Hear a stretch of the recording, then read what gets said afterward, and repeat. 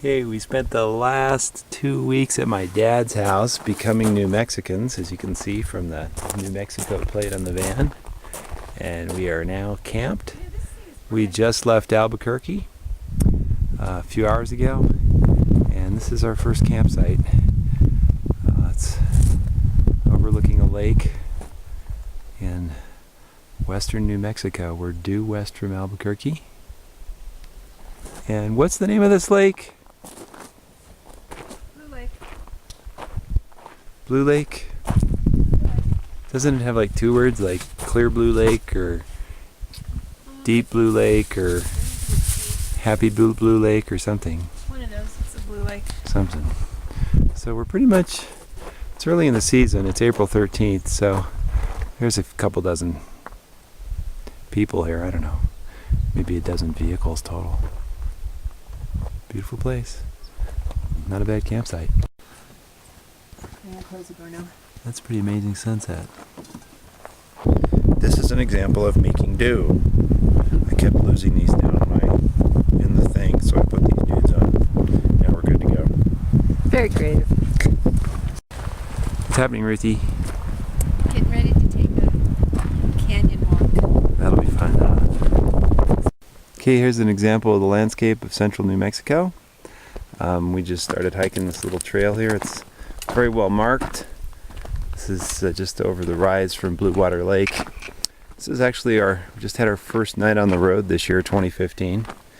And this little trail seems to go down into this canyon here, which is lovely.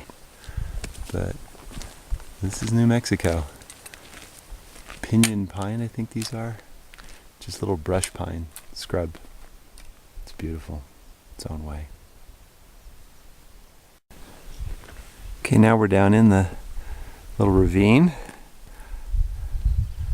and we just removed a layer of clothing. I think I see a little trail marker down there. What do you see, Ruth? I see bird holes right up there, all in the cleft in the rock. Some mud nests. Amazing. Some kind of swallow, I'll bet, or something.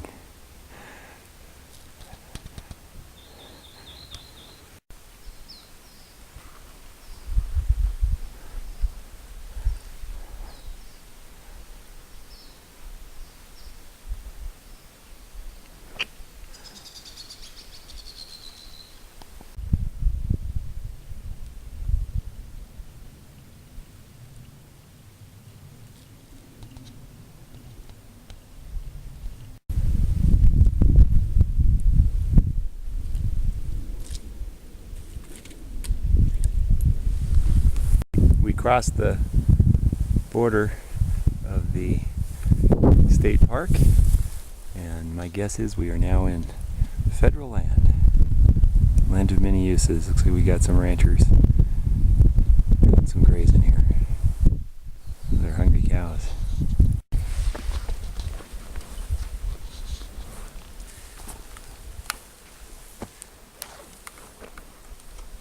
Yeah, trying to catch up with the herd.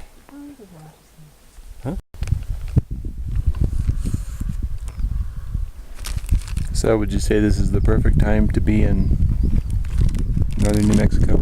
Absolutely. Temperature's perfect. It is, and there's nobody here yet. We're in the town of Truth or Consequences, New Mexico, and Truth or Consequences was the town that was formerly named Hot Springs, New Mexico. And the reason is there's a ton of hot springs here. What do you think? I don't know. I have to try it out. So, it's a little ceramic sculpture in the downtown park. Pretty interesting, but basically we're not sure if there are any hippie dips here. I think maybe they're all commercial. There's a bunch of hotels and different spas and stuff where you can go pay a few dollars to sit in hot mineral hot springs.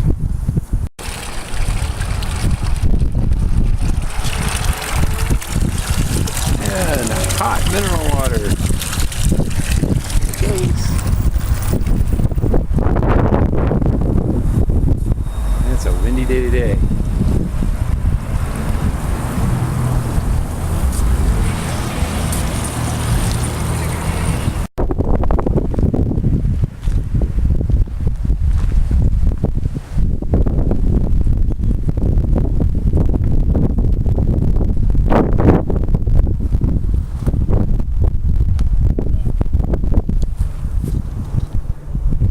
down to the Rio Grande. And the source of the spring is under there. Funkiness. Southwestern funkiness here.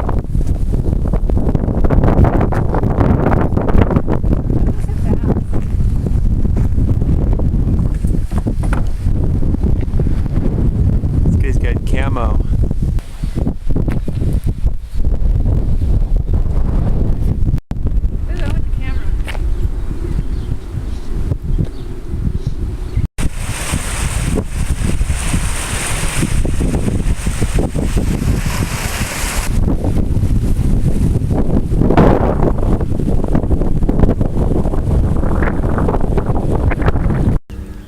Alright, so we stopped at a state park north of here, Elephant Butte State Park, and spent a night there. And now we're at Caballo State Park, and we are right along the Rio Grande River. This is the Rio Grande River. We're fairly close to the Mexican border in southern New Mexico. This is the campsite that we've got for today.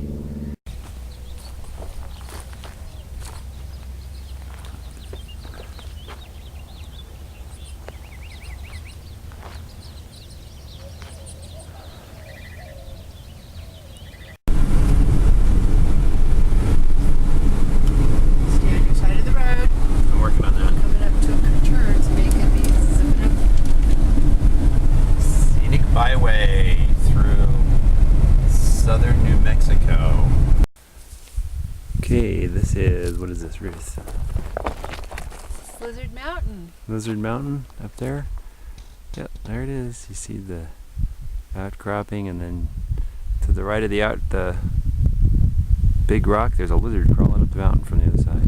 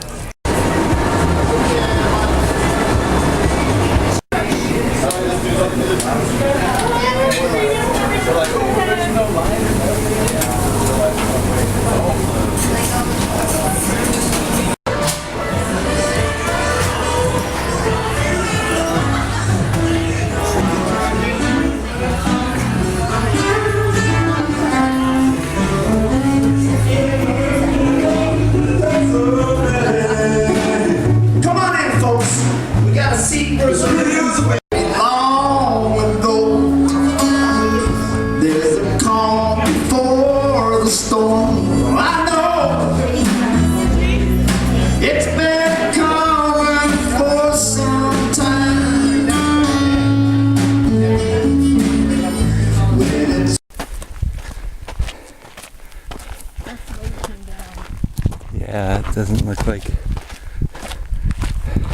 it's a good one. This is the trail, for sure. Alright, so this is Leesburg Dam State Park in New Mexico, and we're on our morning speed walk on one of the trails here, largely scrub, except for the area right next to the Rio Grande, which has trees, and that's over that way. And now we're going uphill a little bit. So a little speed hike on the trails. Get some exercise before we head off to White Sands. I think that's the plan for the day. Little cactus starting to bloom there. And there's actually some very subtle wildflower action and blooming action around here. Very much a desert kind of bloom. Nothing too elaborate, but on the cactus you do get some fairly pretty flowers.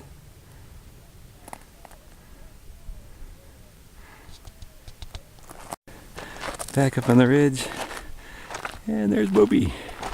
There's Dan.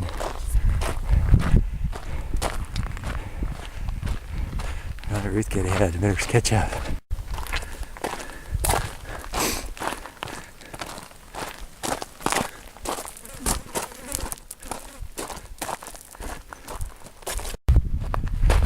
And back to the campsite. Over the ravine for a post-exercise stretch.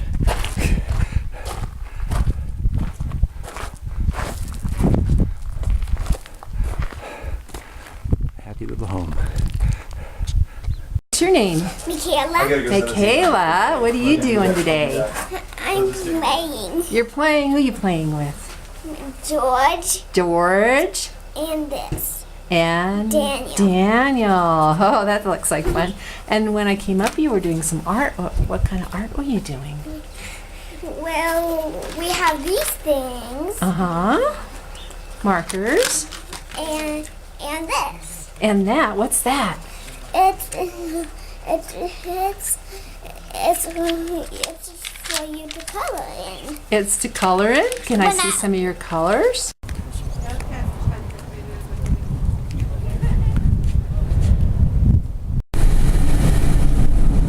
Okay, so we just entered White Sands National Monument, and we got pretty much some white sand dunes with some green foliage on them. So far, we've got white sand. Day, around 4,650 visitors arrived, 776 vehicles. That's a lot of vehicles. Oh, we got some more white sand. Uh-oh. Stand clear, everyone. There's sand everywhere. It's white. Here we got some sand dune sliders. And we got some more white sand. Okay, so now we've got sand that has to be pushed away like snow. So it's kind of a snowplow that comes through and plows the sand away, I guess. And it is white and it is sandy. Thank you, Ruth. More white sand.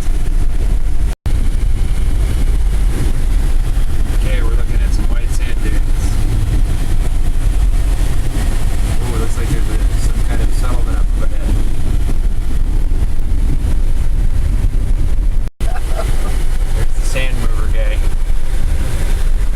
He's doing his job.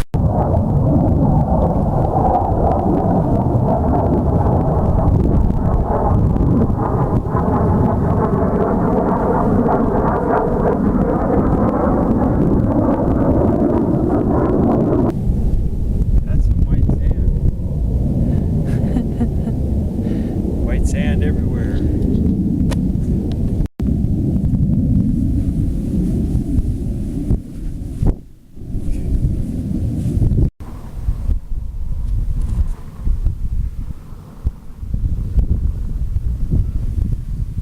White sand.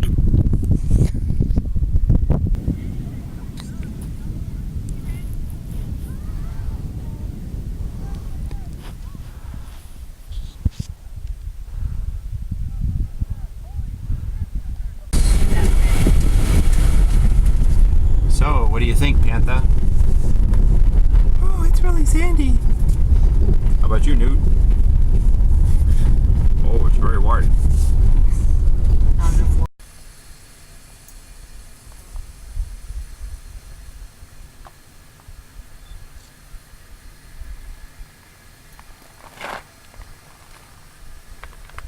Hey, you.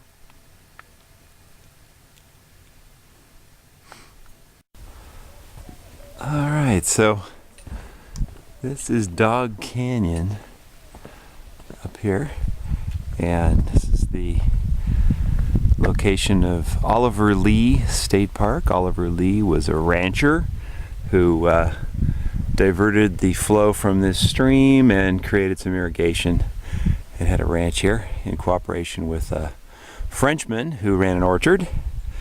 And here's the warning about rattlesnakes. And the trail we're going to take today is called the Dog Canyon Trail, and it heads off up this way. And pretty long trail. Let's see, 3,100 feet and 5.5 miles. We will probably not go that full distance. We'll probably just head up to what's called the Line Cabin, which is about 3 miles in. First major hike of the season. We've had a couple of shorties.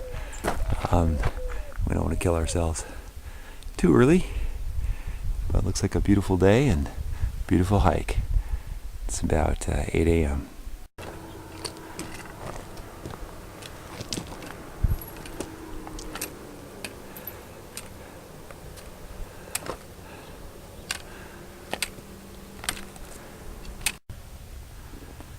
Okay, so we're leaving the state park and entering Lincoln National Forest. And there's Dog Canyon. You can see it's a shade greener down by the water, and there is actually a running stream down there. And off in the distance, that's White Sands National Monument. How many square miles of it? 275. 275 square miles of white sand. All gypsum, runs down from the mountains and collects in the valley.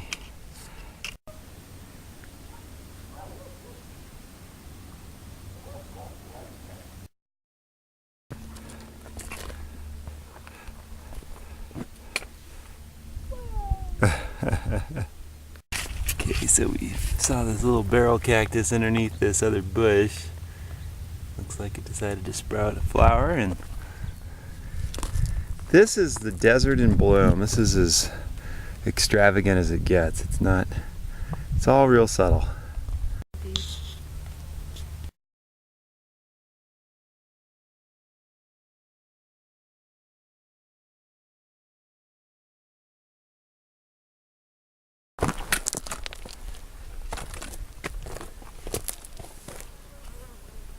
I just like the overall view.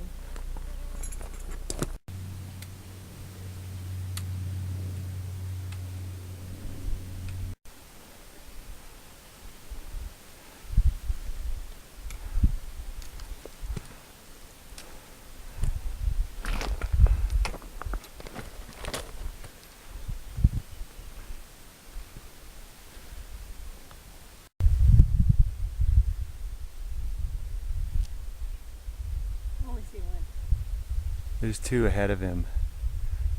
He's the straggler. Okay, now we have a much better view of White Sands in the distance, National Monument. There's one other hiker down on the trail there. And this has got to be the steepest part. It's a staircase hewn in rock. What do you think, Ruth? Catching my breath. Yeah. It's A mile to go. half a mile to go to Line Cabin, and the 3 mile mark. At that point we'll turn around and head back down. Well, looks like we made it up to an altitude where there's a grass-like substance and some tree-like foliage. Enough altitude that I guess they can survive here. And of course we still got a number of varieties of cactus.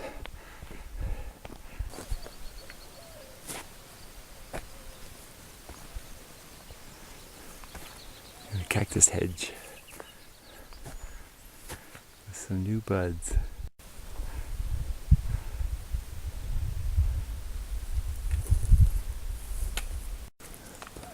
Alright, now we're getting pretty close to where the water starts here. You would imagine a waterfall up here maybe. It's quite green.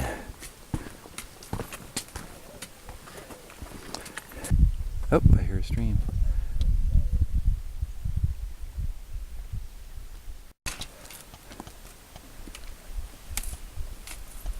That butterfly is huge. He's like a bird. Well, this is the spot near Lion Cabin. It's a shady spot with some water and maybe a place to soak our feet. And Lion Cabin is just up here through the trees. Time to take the packs off, and this is the remains of the cabin. It's just a few walls stacked, a very small area. That a pretty yummy sandwich.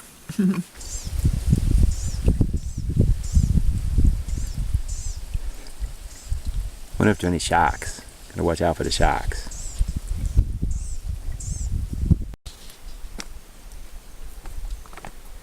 You're so camouflaged, they hardly saw you lying on this rock.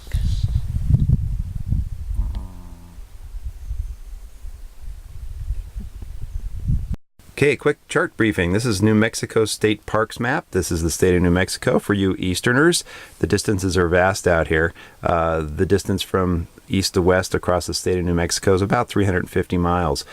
We started this little journey in Albuquerque, New Mexico, which is actually in northern New Mexico. And then we headed west to Blue Water Lake State Park. Got a little cold after a couple of days there, so we decided to head south. We came back down through the Rio Grande Valley. This is where we went through the town of Truth or Consequences, where the hot springs are. And then down here, Elephant Butte State Park, Caballo Lake State Park. Up here, through Alamogordo to Oliver Lee Memorial State Park, the White Sands Monuments out in this area. And then we went south through El Paso. Did a quick stop in El Paso. Some shopping and paid some taxes on some land, and then we cut west right along the Mexican border. There's a road that runs there to Pancho Villa State Park. After this, we intend to head back north, up through maybe hit a couple more state parks up through 180 here. This is the Gila National Forest area here. Beautiful area. Lots of national forest, lots of state parks. Typical of a western state. Plenty of open public land. Okay, so we are on Highway 11, which on the left of the road is Mexico. On the right is New Mexico, the United States. So there is nobody out here. We're kind of the only people for miles and miles around. We haven't seen any traffic for a while. And today we just went through El Paso, and what did we do, Ruth? We went in to pay our taxes on the 3 lots that we own on the east side of El Paso. That's right, we own 3 lots on the east side of El Paso, and the grand total for 3 years for 3 lots was, how much did we pay back taxes? 9 cents. 9 cents. Now that's some valuable real estate. We're excited about our future earnings when we finally sell that. So we are on our way to Pancho Villa State Park, which is in New Mexico, right on the border. And we're going to learn about Pancho Villa. Should be fun. Okay, this is the Eudis border crossing just to the south of Columbus, New Mexico. And Palomas is just across the border. So we are heading to the Mexican border. See the Mexican flag? There's the Mexican flag in the sky. There's a little. Okay, so on this side we also have a commemoration of the raid, cross-border raid of Columbus by Pancho Villa and his merry band. And this is a little more elaborate. Yeah, I don't know, double, triple life-size statue? It must be Pancho Villa.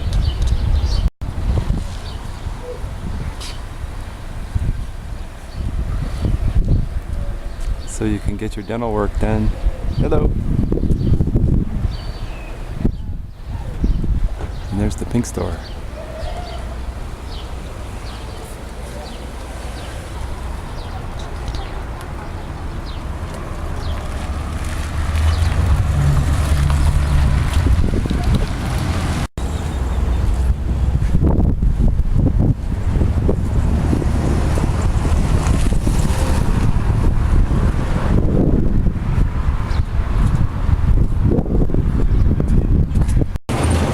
to Mexico and get some Chinese food.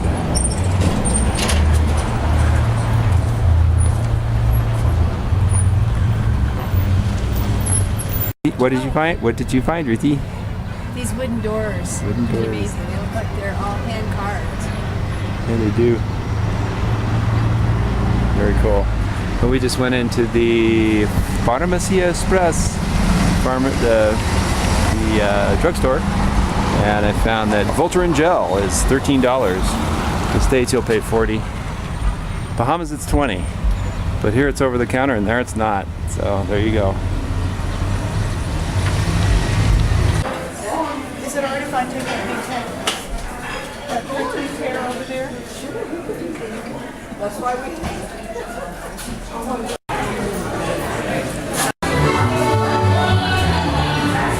Hola. Need help? I'm good, thank you. Gracias. All right.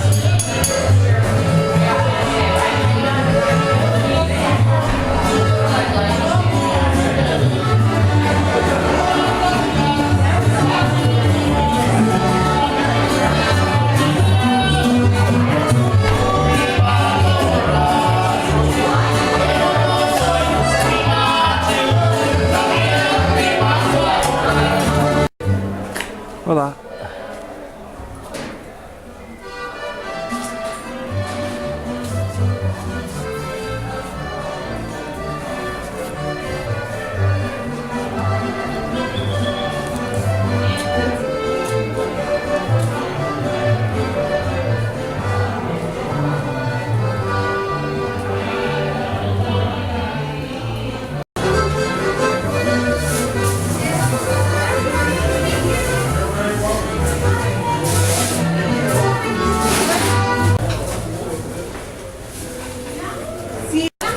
Okay, Kevin, I almost bought this for you. The Happy Monk. Another Happy Monk. St. Francis. It's all here. So we are now entering Columbus, New Mexico, which is just across the border from the city we just left. And this is the Pancho State Park, where we celebrate the terrorist that came over in, what was it, 1916? Correct. Pancho Villa and his band of raiders came over and burned several buildings and killed about 18 people in Columbus, and then ran back to Mexico. And then 500 cavalry soldiers showed up here and chased him for a number of years and finally gave up. Now we're coming up on some historical buildings here. This is the old recreational barracks from the early 20th century, and then that's the headquarters of the camp of the cavalrymen. And then we have the old railroad station I here. want to go in this little store. Yeah, let's go in this store right here. That looks like fun. So we celebrate a terrorist with a state park in New Mexico. Life is good. What do you think, Ruthie? Oh, I'm having a grand time. Okay, this is a scale model of Columbus as it existed the day after the raid.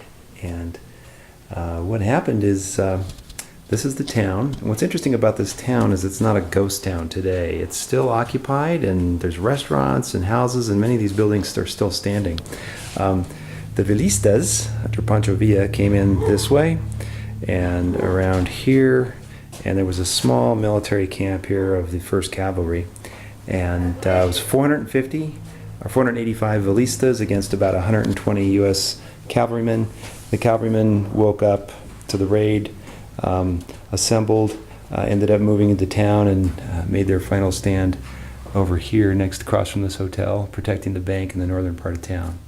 And they stopped the Villistas. The Villistas were able to, gut and burn down just a few buildings near the train station. And 18 Americans died, many of them civilians, and I don't know the count on the casualties for the Villistas, but ultimately, after several hours, the Villistas sounded the trumpet to withdraw and left the town, went back to Mexico. So this is an overview of the town and the battle. One of the fascinating things about the battle is what occurred afterwards. There was a punitive expedition into Mexico by the U.S. cavalry. And this is the photograph of the camp as it existed at that time.